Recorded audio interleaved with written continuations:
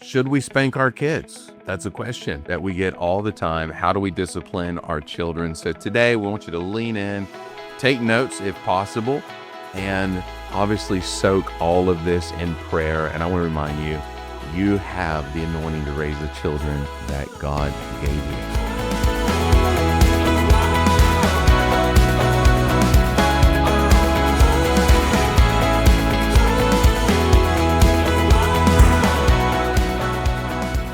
Hi, my name is Jonathan Brozazog, and I want to welcome you to the Home Team Podcast. And I want to encourage you to like and subscribe, share this with someone that you think it might be a win for. We're going to be giving away a copy of my new book called The Home Team, Winning Begins at Home.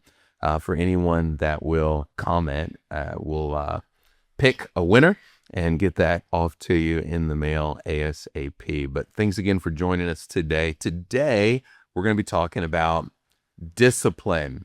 First thing I guess I would say is that discipline is a gift of love. It is not a weapon of control.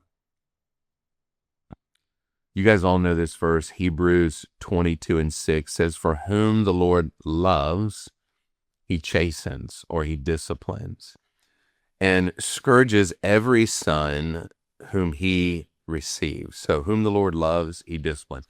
Probably growing up, you heard this from your mother or father. If they discipline you, this is going to hurt me more than it's going to hurt you. And you're like, well, if it's going to hurt you more than it hurts me, how come I'm the one that's crying, right? I remember my parents would discipline me, and I would say, you don't have to discipline me. The Lord already dealt with me about that, because I knew this verse that if we would discipline ourselves, we'd have no need to be judged. So I'd say, you ain't got to discipline me. The Lord already dealt with me. Well, they disciplined me anyway. And I'm definitely at the age now that I'm thankful that I was disciplined.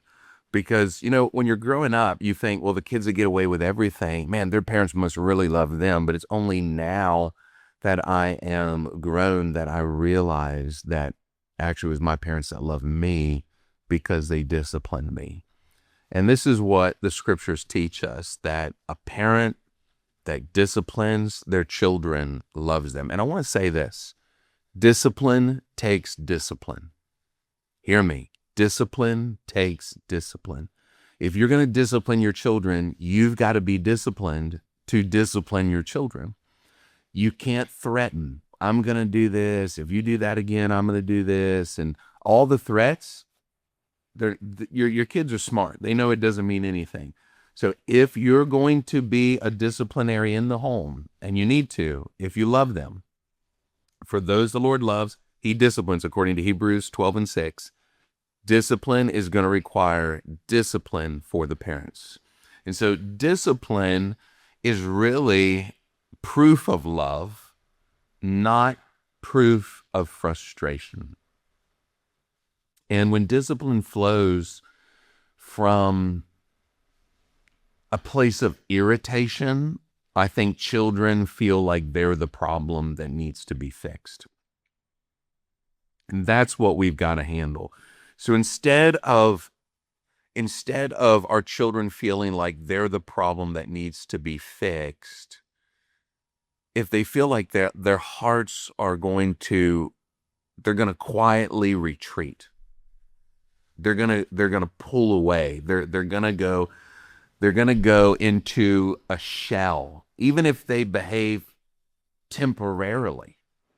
Even if after correcting them, their behavior changes temporarily, they're still going to retreat, because loving discipline communicates that parents invest long enough to guide them.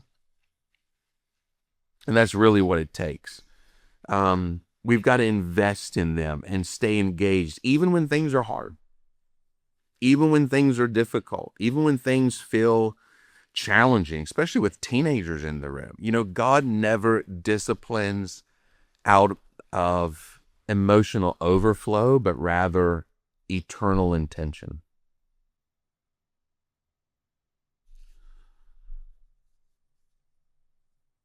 And I think when children I think when children sense love behind the correction,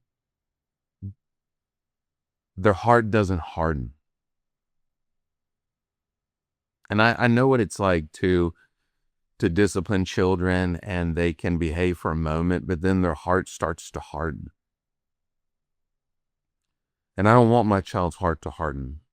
Even if they behave for a moment, it's kind of like you drop a ring in the drain and you're trying to reach it, and in your attempt to reach it, you push it. And you're like, I didn't mean to push it. I was trying to reach it. That's what it can be like sometimes. And I don't want their heart to harden. I want their heart to lean in. But I think discipline rooted in love builds trust that lasts beyond their childhood. It's something that no one trained us to do, and we're expected to get it right every time. It's parenting. And when it comes to parenting, it's going to be one of the most challenging, most rewarding things you ever do in your life. The last thing you want to do with that is wing it. So my wife and I want to encourage you to join us every month where we answer questions, give practical and spiritual application to help you win where it matters most, at home, because winning begins at home. Join us today at universityofparenting.com.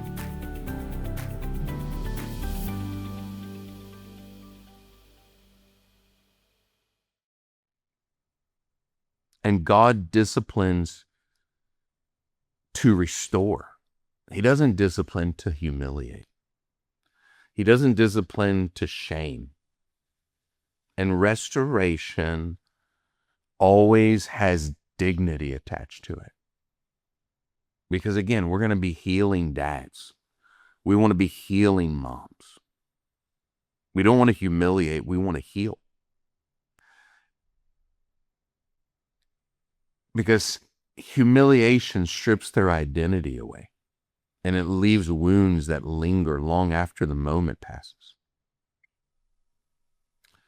And God corrects in ways that invite us back into relationship rather than push us into hiding. I don't want to push my kids into hiding. I want to invite them into relationship, and our children should feel they need to feel covered and protected, even when we're correcting them. I want them to feel like you're being corrected because you're covered. You're being corrected because you're loved. You're being corrected because you have parents that love you, according to Hebrews chapter 12. Never wanting them to feel exposed or shamed. But discipline that restores teaches children that mistakes are moments of growth. That mistakes are moments of maturity, not a life label, that they don't define you. And when you discipline your children, you've got to have that heart of restoration, because restoration keeps their heart soft, keeps their heart moldable and pliable. That's what our children need. Discipline without affection produces a rebellious heart, a rebellious child, not righteousness. And it's not just about rule enforcement, because, you've got to have a warmth as a parent when it comes to discipline, a care, a concern, because if we just get into rule enforcement without this heart warmth, it'll create a home that feels cold. It'll create a home and a relationship that feels transactional. And I don't want my relationship with my children to feel transactional.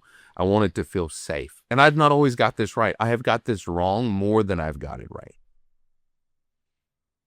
But I want the home to feel safe. I want the home to feel nurturing. I want the home, even at moments, to feel like a lab where they can learn and experiment and grow and mature and become. And, Children may obey outwardly and still rebel inwardly. That's not okay. It's not okay if our children are obeying outwardly, but inside their heart is full of rebellion. God doesn't want that for us. He doesn't want us to obey, outwardly, but inwardly our heart. Because when man looks at the outward appearance, God looks at the heart. Remember, you're not trying to win your child's actions. You're trying to win your child's heart. Trying to win their heart. And I don't want them to store up resentment, because storing resentment is going to make them cold and distant. I want them to store up wisdom in their heart. I want an affectionate child, because affection reminds children that discipline is not rejection. I'm not rejecting you because I'm disciplining you. I'm actually protecting you by disciplining you. This is the heart of God. And when love is absent, and I just want to reiterate that. Love them, hug them, kiss them, give to them, reward them. Because when love is absent, discipline feels like,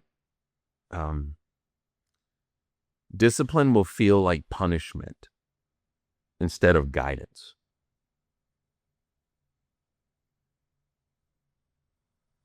And if we're wanting to raise righteous children, righteous sons, righteous daughters, righteousness grows best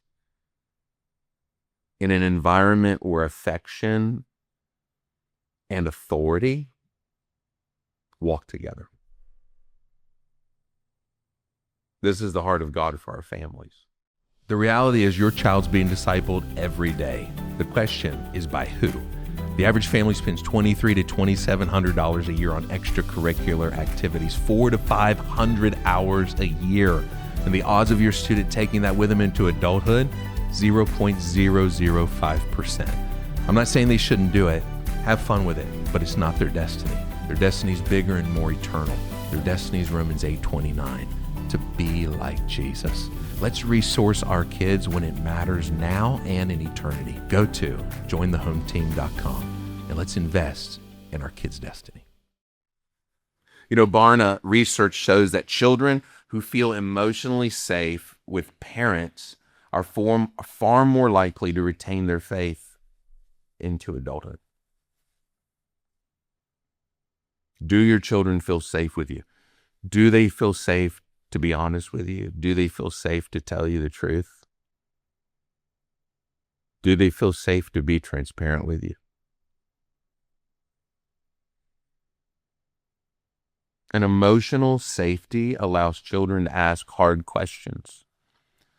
To ask hard questions without the fear of rejection, without the fear of punishment.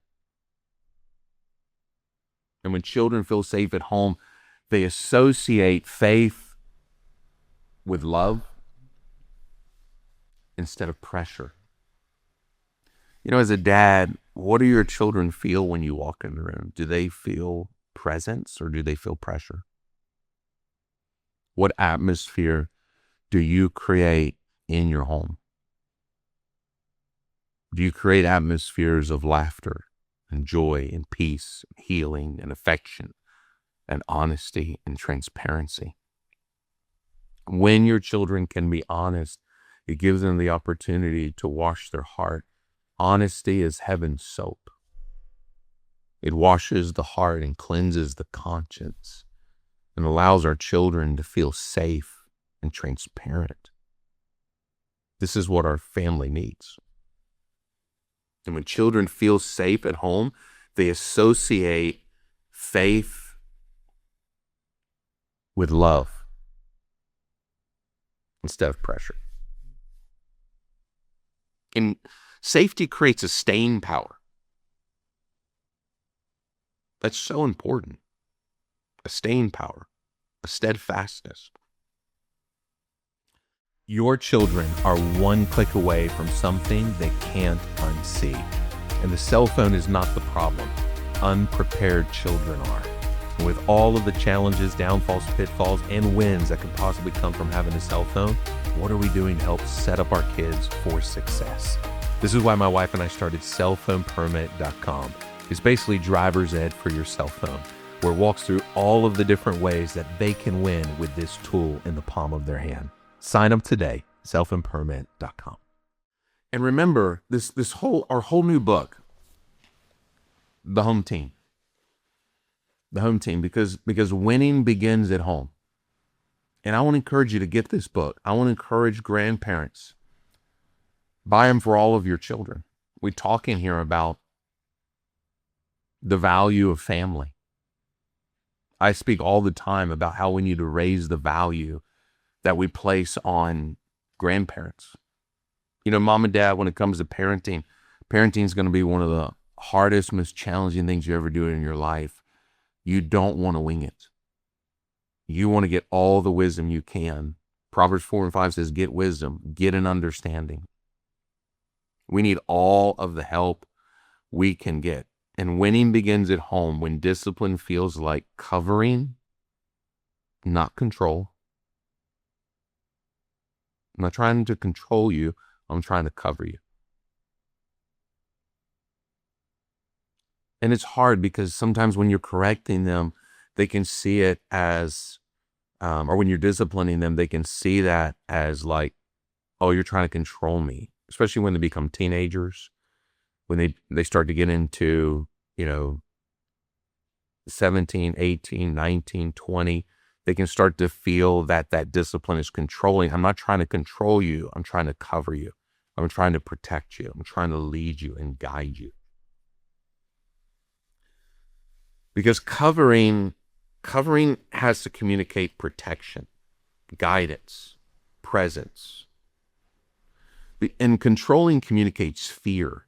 It communicates insecurities. Children who feel covered when their parents are for them, not against them, they understand that covering really communicates the love of mom, the love of dad. Control is going to produce short-term compliance.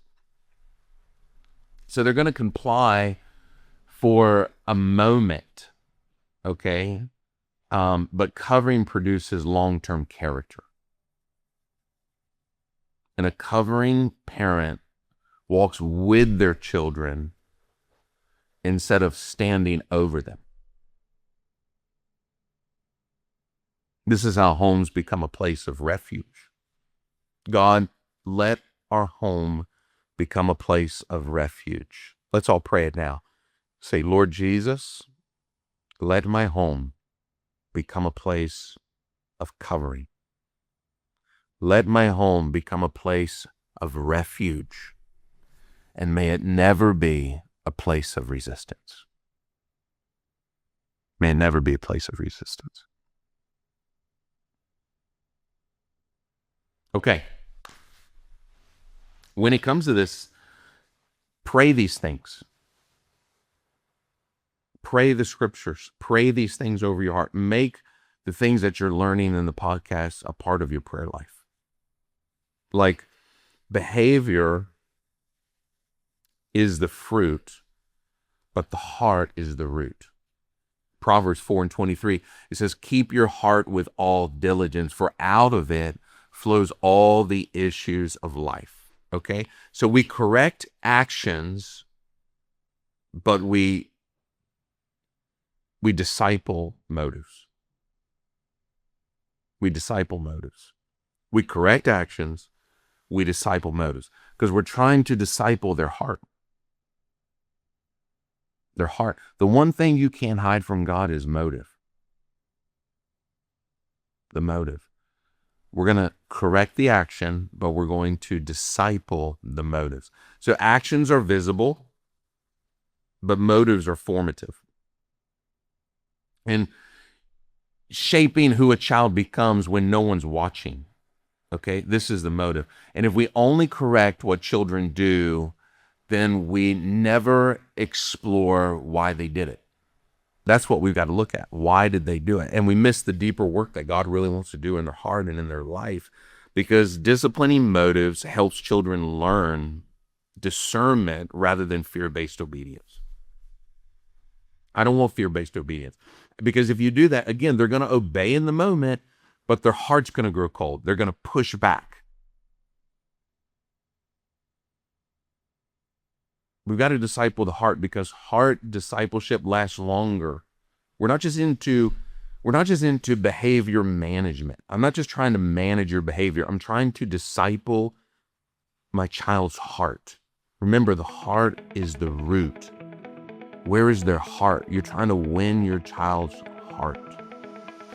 Hey everyone, thanks for joining us today on the Home Team Podcast. And we want to encourage you to like, subscribe, share this with a family that you think it would be a blessing towards. And don't miss part 2 and part 3 of Godly Parenting. If you don't have our new book, you can pick it up today, The Home Team, Winning Begins at Home, at jointhehometeam.com, along with all of our kids' books, all of our parenting family resources. We look forward to see you back here real soon at Join the Home Team Podcast.